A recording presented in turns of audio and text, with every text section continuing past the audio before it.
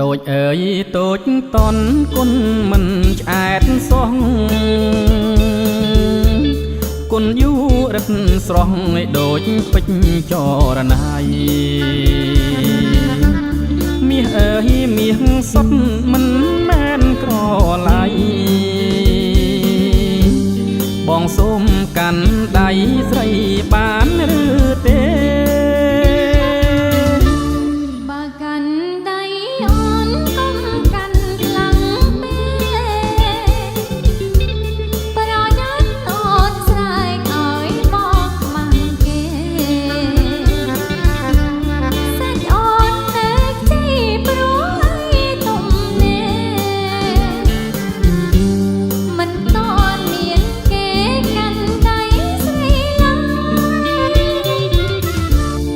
សំណាងបងណាស់រកអងជួបឈើ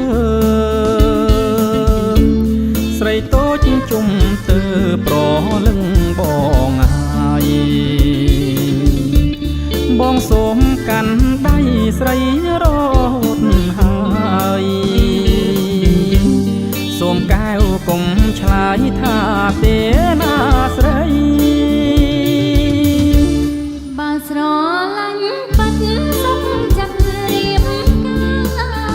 រអត់ក៏មិនថាមិនប្រកែកអីស្អែកនេះជុំនួនជូនដល់ទាំងស្រីបងសូមកាន់ដៃស្រីមុនរៀបការ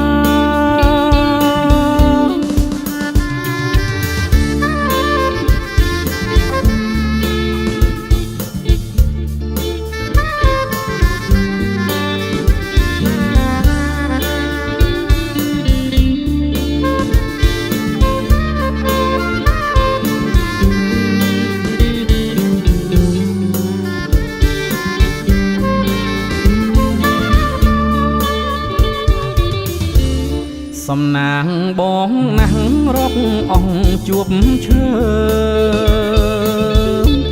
ស្រីតូចជុំទៅប្រលឹងបងហើយបងសូមកាន់ដៃស្រីរត់ហើយសូមកែវកុំឆ្លើយថាទេណាស្រីបើស្រឡាញ់សុខចិត្តរៀបការអត់ក៏មិនថាមិនប្រកែកអី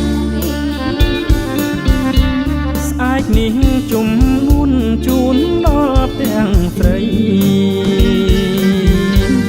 បងសូមកាន់ដៃស្រីមុនរៀបការ